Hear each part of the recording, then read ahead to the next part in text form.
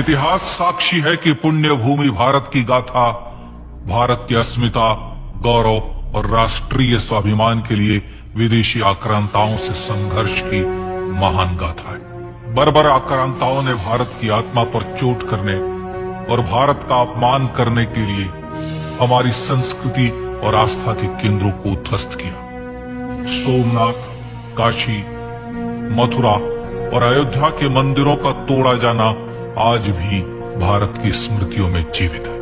सन 1528 में अयोध्या में भगवान श्री राम के मंदिर का मुगल आक्रांता बाबर द्वारा तोड़ा जाना ऐसी ही एक अक्षम्य घटना थी जिसने सीधे भारत के सम्मान और आत्मा पर चोट की थी। कारण साफ था, अयोध्या के श्री राम के मंदिर पर आक्रमण भारत की आत्मा पर आक्रमण था। जहां हर भारतीय के रोम रोम में राम बसते हैं, वह भारत यह अपमान कैसे सहता। राम मंदिर पर आक्रमण भारत को आहत कर गया था। विदेशी हमलावर अपनी बर्बरता दिखाते गए और भारत अपने आत्मगौरव को फिर से पाने के लिए संघर्ष करता रहा।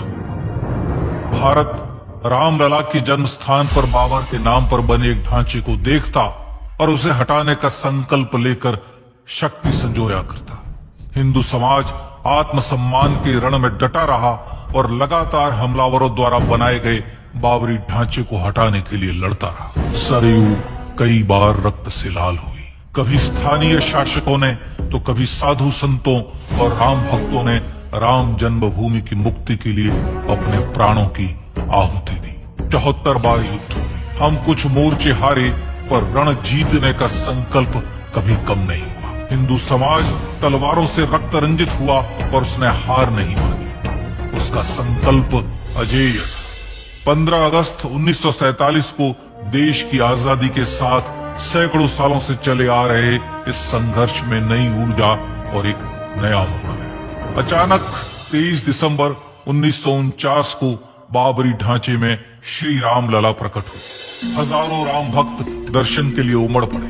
तत्कालीन प्रधानमंत्री पंडित जवाहरलाल नेहरू ने उत्तर प्रदेश सरकार को श्री राम लला को विवादित ढांचे से हटाने का आदेश दिया।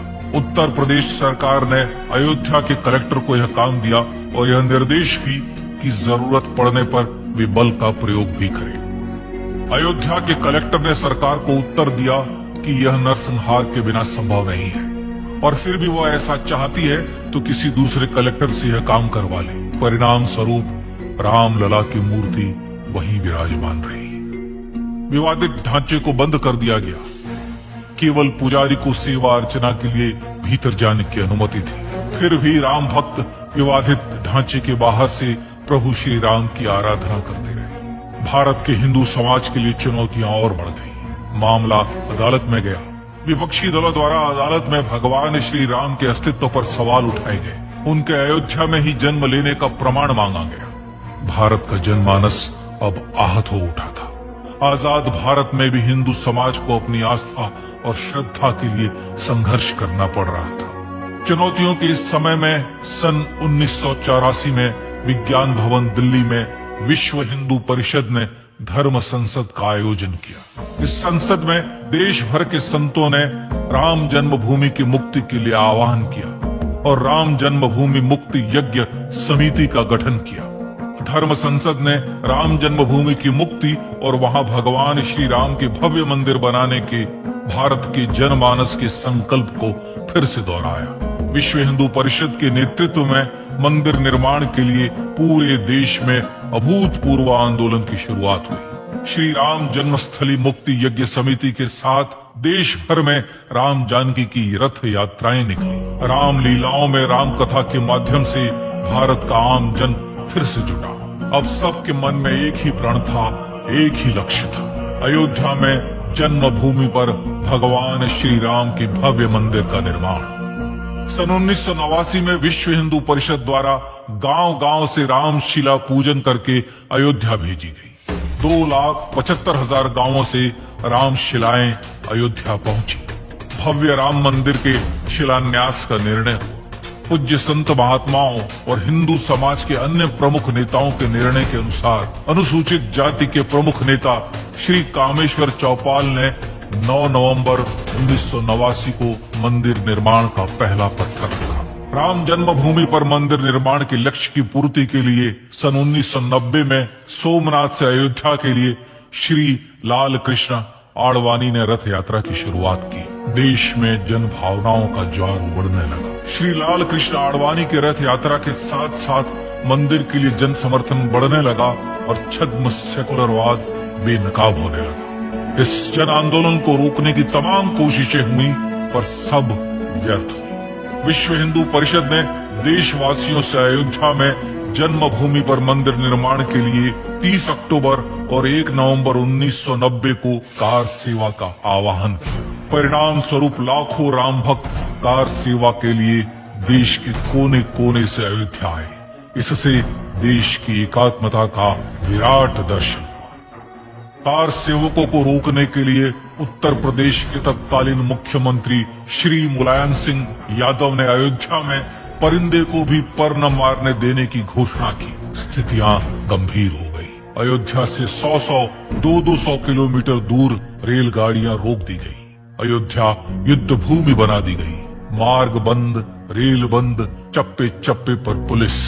अयोध्या सैनिक छावनी में बदल गई। राम नाम पर ऐसी पाबंदी कि अर्थी ले जा रहे लोगों तक को रोका गया क्योंकि वे राम नाम सत्य कह रहे थे। लेकिन सैकड़ों किलोमीटर की यात्रा कर कार सेवक अयोध्या पहुंचने लगे। राम के गीत गाते, होठों पर हंसी और पांव में छाले लिए राम काज के लिए राम भक्त देश विदेश से अयोध्या पहुंच गए।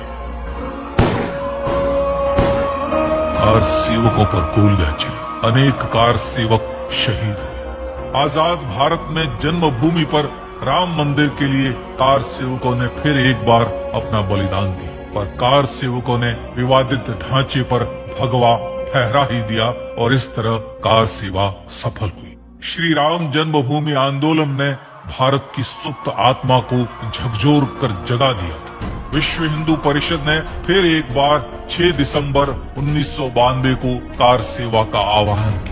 राम भक्तों को कार सेवा करने देने के लिए अदालत में प्रार्थना की गई, पर अदालत ने कोई निर्णय नहीं दिया। परिणाम स्वरूप बौद्ध, जैन, सिख, स्वामीनारायण संप्रदाय, गायत्री परिवार, हर पंथ मत विचार के हिंदू एकत्र हो गए। छूत अछूत का भेद मिटा, जाति की पहचान मिटी। हम सब हिंदू, हम सब सिंधु बन गए। राम सिंधु में ज्वार उठा और देखते ही देखते 6 दिसंबर 1992 को श्री राम जन्मभूमि से बाबरी ढांचा सदा के लिए हट गया।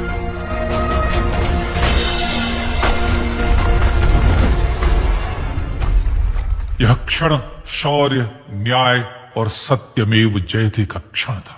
यतो धर्मस्ततो जय का क्षण था। पर संघर्ष की गाथा यहाँ जाकर भी नहीं रुकी। छद्म सेकुलरवादियों द्वारा भारत और भगवान श्री राम के इतिहास को झुठलाने के लिए अदालतों में चुनौतियों का सिलसिला चलता रहा, जो 1950 से चल रहा था। हिंदू सिखों के बीच से गुजरते हुए भगवान श्री राम का दर्शन करने के लिए विवश थे। यह स्थिति थी आजाद भारत में श्री राम और राम भक्तों की। पर सत्य को तो जीतना ही था। आखिरकार देश के सर्वोच्च न्यायालय के 5 जजों की खंडपीठ ने 9 नवंबर 2019 को ऐतिहासिक निर्णय दिया और यह कहा कि अयोध्या जन्मभूमि परिसर की पूरी 67 एकड़ भूमि राम लला की। और न्यायालय ने भारत सरकार को जन्मभूमि पर मंदिर बनाने के लिए एक ट्रस्ट बनाने का आदेश दिया। सर्वोच्च न्यायालय के आदेश के अनुसार भारत सरकार ने 5 फरवरी 2020 को श्री राम जन्मभूमि तीर्थ क्षेत्र नाम के ट्रस्ट का गठन किया और राम जन्मभूमि न्यास की भूमि जो सरकार द्वारा अधिग्रहित की गई थी, उसे ही नवनिर्मित न्यास को वापस दे दिया गया। 5 अगस्त 2020 को भारत के प्रधानमंत्री श्री नरेंद्र मोदी ने श्री राम जन्मभूमि तीर्थ क्षेत्र के अध्यक्ष पूज्य महंत नृत्य गोपाल दास, राष्ट्रीय स्वयंसेवक संघ के पूज्य सरसंघ चालक डॉक्टर मोहन भागवत एवं उत्तर प्रदेश के मुख्यमंत्री श्री योगी आदित्यनाथ की उपस्थिति में श्री राम जन्मभूमि पर भगवान श्री राम के भव्य मंदिर के लिए भूमि पूजन कर निर्माण कार्य का शुभारंभ किया। इस तरह लगभग 500 वर्षों से राम जन्मभूमि की मुक्ति के संघर्ष का पटाक्षेप हुआ। अपने आत्मसम्मान और राष्ट्रीय अस्मिता के लिए इतना लंबा संघर्ष विश्व के इतिहास में बेजोड़ है। श्री राम भारत की आत्मा, भारत की परिभाषा, हमारे राष्ट्रीय आदर्शों और जीवन मूल्यों के प्रतिनिधि, मर्यादा पुरुषोत्तम हैं, जो हर हिंदू के होठों पर जन्म से मृत्यु तक रहे। बस यही हर हृदय में प्रार्थना होती है। राम भारतीय राष्ट्रीय स्वाभिमान और आज से तो हिमालय से समुद्र पर्यंत तक जन जन को एकात्मता के बंधन में बांधने वाले रक्षा सूत्र है। अयोध्या स्थित श्री राम जन्मभूमि पर बाबर का हमला वास्तव में भारत के स्वाभिमान और राष्ट्रीयता पर हमला था। प्रधानमंत्री श्री नरेंद्र मोदी द्वारा श्री राम जन्मभूमि पर राम मंदिर का पुनः निर्माण न केवल बाबरी मानसिकता का पराभव है, बल्कि संपन्न, सुखी, सुसंस्कृत, सर्वशक्ति संपन्न स्वराष्ट्र का सूर्योदय भी है। यह उस राम राज्य की दिशा में वह कदम है जिसकी अभिलाषा राज राजेंद्र चोल, कृष्णदेव राय, छत्रपति शिवाजी महाराज से लेकर महात्मा गांधी तक ने की थी। अयोध्या में जन्मभूमि पर भगवान श्री राम का मंदिर न सिर्फ राष्ट्रीय गौरव होगा, बल्कि वह श्री राम के आदर्शों का राष्ट्र मंदिर होगा। अब वह महान संकल्प पूरा होने जा रहा है। आइए इस राम यज्ञ, राष्ट्र यज्ञ में जिन ज्ञात और अज्ञात भारतीयों ने अपनी आत्माहुति दी है, उनका पुण्य स्मरण कर उन्हें श्रद्धांजलि दें।